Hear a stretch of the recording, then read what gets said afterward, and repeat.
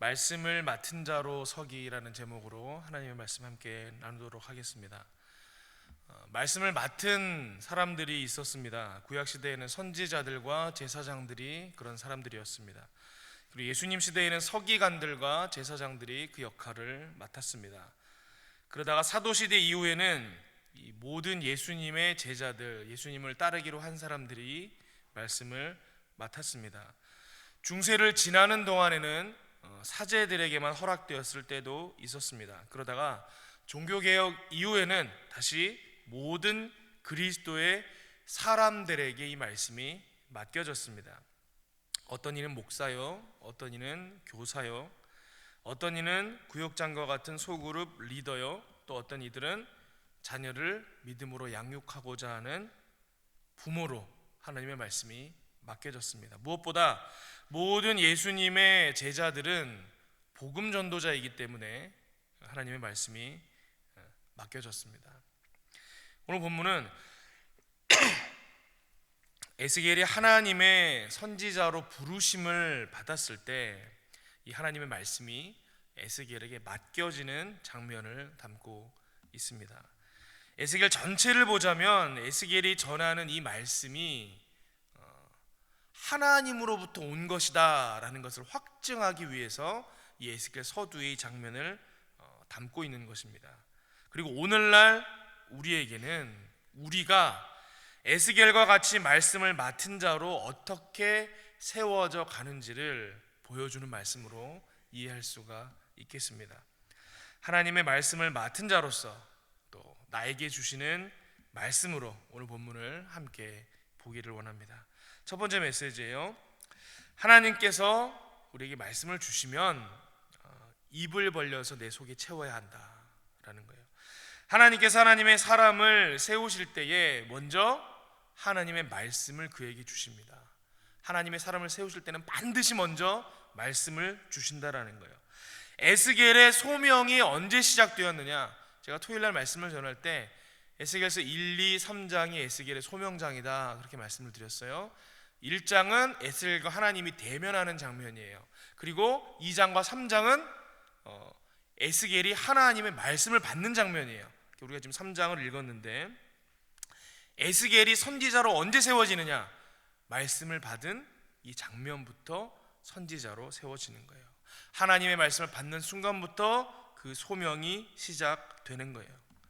마찬가지로 우리도 하나님의 말씀을 받는 순간부터 말씀을 맡은 자로서의 소명이 시작되는 것입니다. 가지고만 있으면 안 되고 들고 나아가 전해야 합니다. 그런데 하나님께서 그 종에게 주시는 말씀이 늘 좋기만 한 건 아니라는 거예요. 우리가 그냥 막연하게 생각하면 맞아, 하나님의 말씀은 정말 따뜻해, 하나님의 말씀은 정말 나를 일으켜 세우셔, 하나님의 말씀은 내게 언제나 힘이 돼, 그렇게 생각하지만 여러분 그렇습니까? 늘 그렇게 좋지만은 않아요. 어떨 때는 꾸짖는 말씀이에요. 어떨 때는 호통치는 말씀이고요, 어떨 때는 가슴을 찢어놓는 말씀이고 후벼파는 말씀입니다. 때로는 우리의 삶을 통째로 흔들어 놓는 저주의 말씀, 재앙의 말씀일 때도 있다라는 거예요. 그런데 오늘 본문이 주시는 메시지가 뭐냐면 하나님께서 주시는 말씀은요, 때때로 우리가 그것을 받을 때 너무 괴롭고 힘든 말씀일지라도 버릴 게 하나도 없다라는 거예요. 다 나를 살리는 말씀이고 나를 사용하시는 말씀이다라는 것입니다. 오늘 본문의 에스겔에게 하나님께서 먹으라 하시며 주신 말씀은 애가와 애곡과 재앙의 말씀이었어요. 우리 3장 1절부터 읽었는데 2장 마지막 절, 2장 10절입니다. 그가 그것을 내 앞에 펴시니 그 안팎에 글이 있는데 그 위에 애가와 애곡과 재앙의 말이 기록되었더라. 하나님께서 에스겔에게 소명을 주시면서 내 백성에게 내가 주는 이 말씀을 가서 전해라 하시면서 주신 말씀이 있는데 이 두루마리 형상으로 보였다라는 거예요. 봤는데 어떤 말씀이 쓰여 있느냐? 곡하는 노래가 담겨 있는 거예요. 왜냐하면 이스라엘 백성의 멸망에 대한 말씀이거든요. 너희가 하나님을 떠났기 때문에 너희가 하나님의 형벌을 받아야 된다, 죄악 가운데 있었기 때문에 너희가 재앙을 만나게 될 것이다. 이런 말씀이 쭉 기록이 되어 있는 거예요. 여러분, 누구에게 가서 전해야 하는 재앙의 말씀이었습니까? 내 나라 내 민족에게 가서 전해야 하는 심판의 말씀이었다라는 거예요. 받기 힘든 말씀이었습니다. 먹기 힘든 말씀이었습니다. 그런데 에스겔이 그 말씀을 받아 먹었습니다. 2절에 보니까 그래요. 내가 입을 벌리니, 이렇게 되어 있는 거예요. 누가 입을 벌렸다고요? 내가. 하나님께서 입을 벌리신 게 아니고 에스겔이 본인이 입을 벌렸다라는 거예요. 하나님께서 말씀을 주시자 그게 애가요 애국이요 재앙의 말씀이었지만 내가 입을 벌렸습니다. 입을 벌렸다라는 거예요. 적극적으로 하나님의 말씀을 받아 먹었습니다. 그냥 먹는 것에 그친 것이 아니고 오늘 본문에 이 비유적으로 표현되어 있는데 뱃속, 창자 속까지 가득히 채웠습니다. 이 비유적인 표현이죠. 말씀으로 나를 충만케 했다라는 거예요. 정말 먹기 힘들고 받기 어려운 말씀이었는데 힘겹게 입을 열고 그 말씀을 풍족히 채워 넣으니까 어떤 일이 일어났어요? 그 말씀이 입에서 꿀처럼 달더라는 거예요. 하나님의 말씀에 속성이 있는 거예요. 이게 하나님의 말씀의 신비인 거예요. 여러분, 언제 우리가 이 하나님의 말씀을, 그게 저주의 말씀이고 재앙의 말씀이고 나를 치는 말씀이고 나를 완전히 발가벗기고 갈기갈기 찢는 말씀이라도 감사함으로 입을 벌려 받아 먹을 수 있겠습니까? 그 말씀이 내가 믿고 신뢰하는, 나를 사랑하는, 누구보다도 나를 사랑하시는 내 아버지 하나님으로부터 온 말씀이다 라는 것을 신뢰할 때 받아 먹을 수 있는 거예요. 여러분, 아버지가 하시는 말씀은요, 저주의 말 같아도요, 저주의 말이 없어요. 야단치는 것 같고 혼내는 말인 것 같아도요, 다 잘 되라고 하는 말이에요. 그렇죠? 창세기 49장에 보면요, 야곱이 이제 죽기 전에 유언조로 야곱의 아들들을 축복하는 장면이 있어요.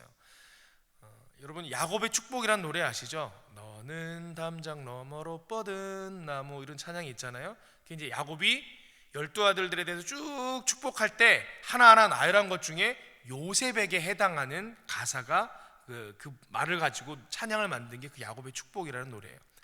근데 이게 쭉 보면 각 아들들마다 아버지가 이제 마지막으로 전하는 축복이니까 얼마나 복된 말을 이렇게 다 하나하나 주겠어요 라고 우리는 생각이 되어지잖아요. 근데 보면은 좀 어려운 말씀들이 있어요. 창세기 49장 3절에 보니까 첫 번째 아들 르우벤을 향한 축복의 말씀이 뭐라 그러냐? 르우벤아, 너는 내 장자요, 내 능력이요. 첫째 아들이니까 그렇게 칭찬을 하는 거예요. 내 기력의 시작이라. 위풍이 월등하고 권능이 탁월하다. 탁월하다 많은. 4절, 물의 끓음 같았은즉, 물의 끓음 같았은즉 너는 탁월하지 못하리니 네가 아버지의 침상에 올라 더럽혔음이로다. 그가 내 침상에 올랐었도다. 이 첫째 아들 르우벤이 야곱의 그 후처죠. 후처를 범하는 일이 있었어요. 아버지가 지금 그 말을 하는 거예요. 마지막 죽기 전에 유언으로 큰아들을 축복하는데 그 일을 꺼내서 얘기를 합니다. 5절 6절은 둘째 아들 셋째 아들 시므온하고 레위에 대한 말씀이에요. 시므온과 레위는 형제요. 맞죠? 형제니까. 그들의 칼은 폭력의 도구라. 이게 무슨 축복이지? 6절, 내 호나 그들의 모의에 상관하지 말지어다. 내 영광아 그들의 집회에 참여하지 말지어다. 그들이 그들의 분노대로 사람을 죽이고 그들의 혈기대로 소의 발목 힘줄을 끊었음이로다. 그 야곱의 딸이 있었잖아요. 디나가 있었는데 그들이 가나안 땅에 와서 지내는 동안에 그 이방 족속으로부터 끌려가서 강간을 당하는 사건이 일어나요. 근데 야곱 족속이 워낙 그 당시에 약하고 이방인으로서 가나안 땅에 들어와 있으니까 이걸 어떻게 해결할 방법이 없는 거예요. 왜냐하면 가나안 족속한테 위협을 당해서 이 족속 자체가 다 말살당할 수 있는 위기이기도 하거든요. 걱정하고 두려워하고 있는데 이 시므온과 레위가 혈기가 왕성하다 보니까 둘이 짜고는 몰래 가가지고 그 자기 가족을 욕보인 그 식구들을 다 죽이는 장면이 나와요. 그래서 야곱이 엄청난 위기를 만나거든요. 큰일 났다, 너희들 무슨 혈기로 그런 일을 했느냐, 우리 지금 이방 땅에 와 있다, 우리 죽게 생겼다, 이런 일들이 있었거든요. 지금 그 이야기를 하는 거예요. 여러분, 지금 야곱이 첫째 아들과 둘째 아들, 셋째 아들을 축복하고 있습니까? 저주하고 있습니까? 이제 저주로 보인다라는 거예요. 그런데 그렇지가 않아요. 야곱이 첫째 아들, 둘째 아들, 셋째 아들을 아버지로서 사랑했을까요? 안 했을까요? 사랑하죠. 아버지는 아들들을 사랑하는 거예요. 내가 너희를 너무 사랑한다. 르우벤아, 내가 너를 장자로 키웠는데 너는 내 장자요, 내 능력이요, 내 기력의 시작이고 위풍이 월등하고 네 권능이 탁월하다. 하지만 내가 아버지의 눈으로 너를 보니까 그게 너의 시험이고 너의 약점이더구나. 네가 잘 되려면 너 그거 꺾어야 한다. 무슨 말씀인지 아시겠어요? 여러분, 우리가 생각할 때 가난한 것보다는 부유한 게 복인 것 같아요. 그렇죠? 몸이 연약한 것보다는 강한 게 복인 것 같아요. 우리가 그렇게 구하잖아요. 그런데요, 어떤 사람은 돈이 많아서 죄 짓고 살아요. 어떤 사람은 건강해서 범죄하며 살아요. 아버지가 아들들을 볼 때 그 성품과 인성과 미래가 다 보이는 거예요. 너 부유하게 살면서 죄악되게 하나님 백성 아닌 것으로 사느니 차라리 너 가난해라. 이렇게 말하면 축복입니까? 저주입니까? 그게 축복인 거예요. 레위한테, 이 르우벤한테 그러는 거예요. 너는 기량이 탁월하고 월등하고 권능이 있는데 너 차라리 그거 쓰지 말아라. 그게 너한테 축복이다. 그렇게 얘기를 하는 거예요. 시몬하고 레위한테 얘기해. 너희들 둘 다 각자가 너무 좋은데 둘이 합쳐서 모의하기만 하면 너희들 나쁜 일을 자꾸 작당 모의한다. 형제지만 붙어 먹지 말아라. 따로 지내라. 그렇게 얘기를 하는 거예요. 저주 같아 보이지만 뭐예요? 축복인 거예요. 우리가 그거를 잘 이해해야 됩니다. 하나님께서 우리에게 말씀을 주세요. 야단치는 것 같을 때가 있어요.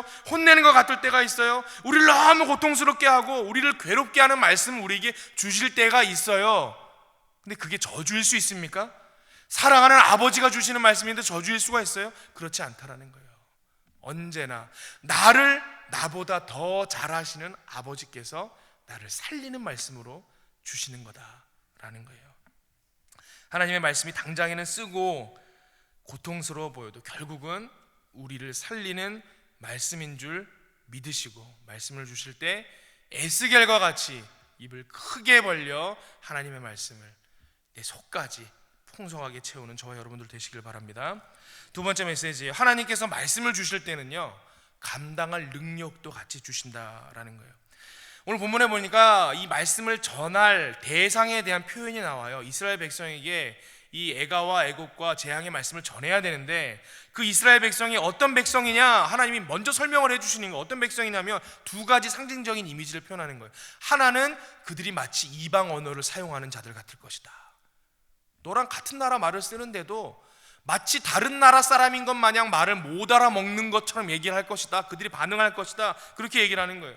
두 번째 메시지는 뭐냐면 그들이 굳은 이마를 가지고 있을 것이다. 이렇게 얘기를 하는 거예요. 이 굳은 이마 이미지인데 무슨 말이냐면 네가 그 말씀을 들고 나아가면 그들이 굳은 이마처럼 너에게 달려들 것이다. 너에게 대항할 것이다. 너를 적대시할 것이다. 하나님 그렇게 말씀하시는 거예요. 그렇겠죠. 애가와 애곡과 재앙의 말을 전하는데 그 선지자를 누가 기쁘게 맞아들이겠어요. 한마디로 듣지도 않고 오히려 적대시할 백성들에게 전하라고 그 말씀을 주신 거예요. 그런데 하나님은 말씀을 주시면서 내가 이제 너 말씀 줬으니까 이제 그 다음부터는 네가 알아서 해 하시지 않는다라는 거예요.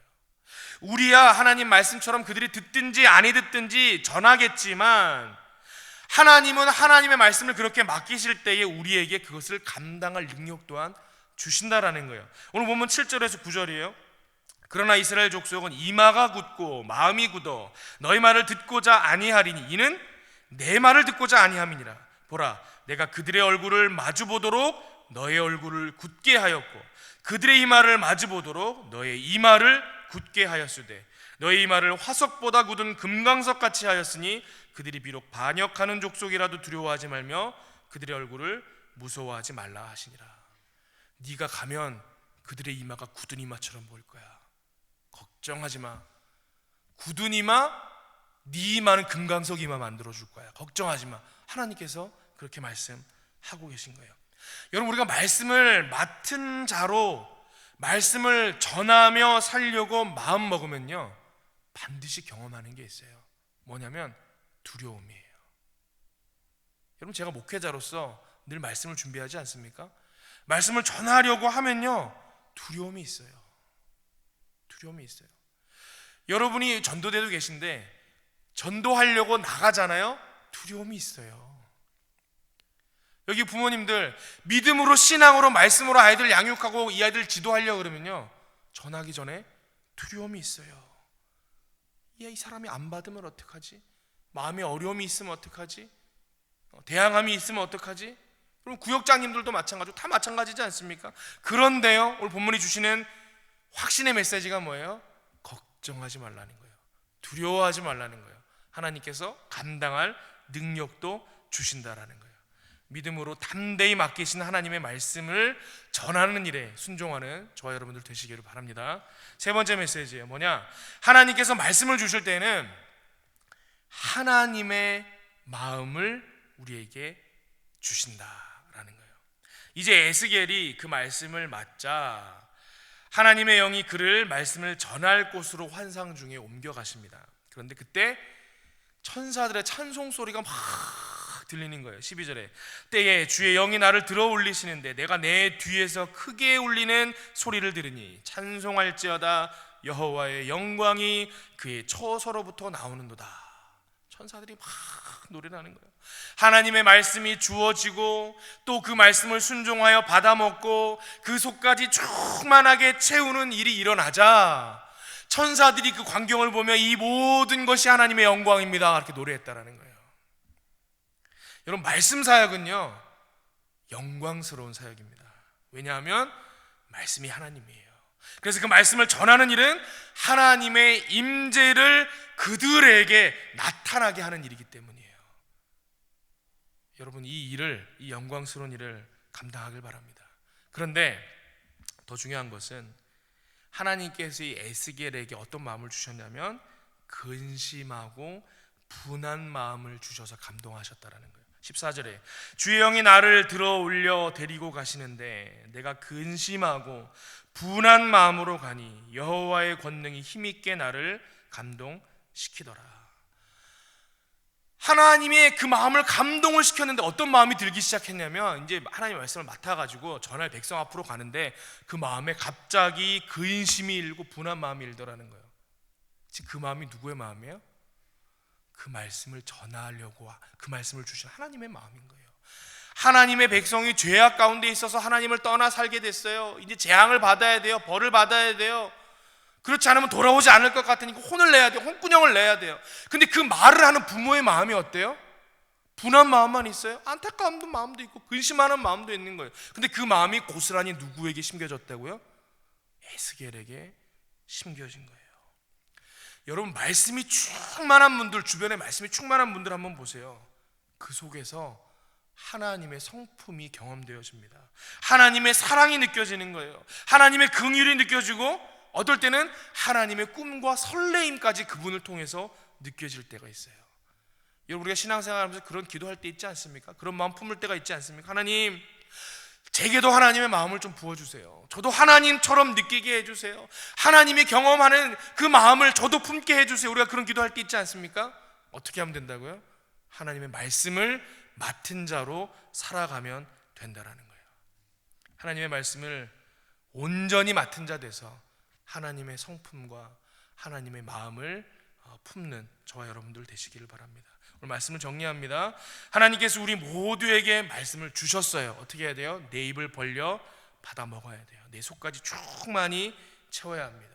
근데 하나님께서 말씀을 주실 때는 그 말씀을 감당할, 전할 능력도 함께 주신다라는 거예요. 그리고 하나님의 말씀을 품을 때는 동시에 하나님의 마음도 우리에게 품게 하십니다. 하나님의 말씀을 맡은 자로서 이러한 은혜를 풍성히 누리는 저 여러분들 되시기를 바랍니다. 함께 기도하겠습니다. 하나님 우리에게 말씀을 주시고 말씀을 맡은 자로 살아가게 하시니 감사함을 드립니다. 우리가 복음 전하는 자로 설 때에, 또 우리가 자녀들을 가르치는 자로 설 때에, 또 우리가 사명을 감당하는 자로 설 때에, 말씀을 전하는 자의 사명을 감당하고자 할 때에 오늘 주신 말씀 의지하게 하시고 붙들게 하시고 그로 인해 힘을 얻어 하나님의 마음을 품고 이 귀한 사명 감당해내는 은혜가 풍성케 하여 주시옵소서. 감사드리며 이 모든 말씀 예수 그리스도의 이름으로 기도하옵나이다. 아멘.